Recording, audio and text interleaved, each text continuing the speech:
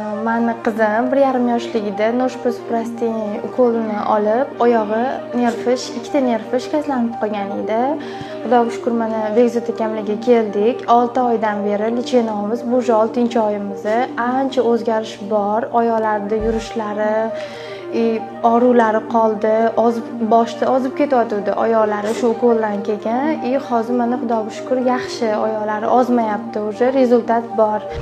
Noshpasprostin ukoldan keyin o'sha chap oyog'ida ozish, yurishida sal o'zgarishlar, oyog'ini tashlab yurishlar kuzatilgan. Hozir yurishlari ancha yaxshi.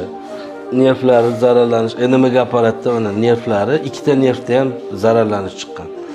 NMG apparati o'sha nerv zararlanish holatlarini ko'rsatib beradi. Bu katta, kichik.